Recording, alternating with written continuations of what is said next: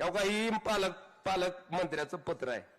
हो का, माननीय श्री एकनाथजी शिंदे साहेब मुख्यमंत्री, धाराशिव नगर परिषद सुवर्ण जयंती नगरोत्थान अभियान राज्यस्तर अंतर्गत धाराशिव शहरातील डीपी रस्ते करडे या कामाबाबत 18 सप्टेंबर 2025 झालेल्या स्थगिती देण्याबाबत हे सन्माननीय पालकमंत्री महोदयाचं पत्र एकनाथ शिंदेला.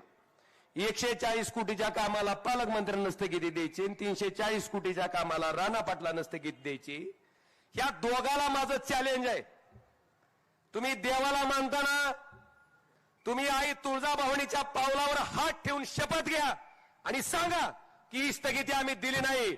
मी जाहीरपणे माफी मागेन तुमची, आणि मी पण तयार आहे आई तुळजाभवानीच्या चरणी पायावर हात ठेवून शपथ घ्यायला की ही स्थगिती तुम्ही दोघांनीच दिली.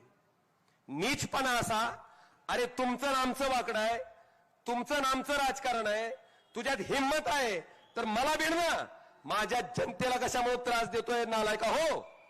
ह्याने काय तुझं वाटोळं केलंय? कारण सोपं नसतंय. दगड पडलेली गचक पडलेले जे रस्ते असतात रोज त्याच्यातून जाणं, उडणारा फुफुटा नाका तोंडात येणं सोपं नसतं. हे माझं तर म्हणणं आहे पालकमंत्र्यांना राणा पाटलाला एक दिवस इथं आणून ठेवावं, कोंडावं एका खोलीत.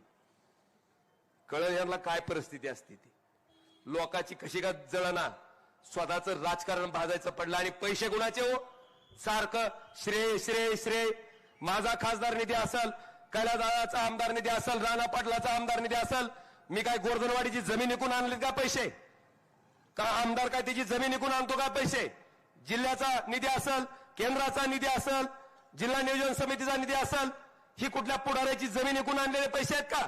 ही पैसे तुम्ही दिलेल्या टॅक्सचे पैसे आहेत. तुम्ही दिलेल्या टॅक्सचे. तुम्हाला वाटेल मी टॅक्सच भरीत नाही,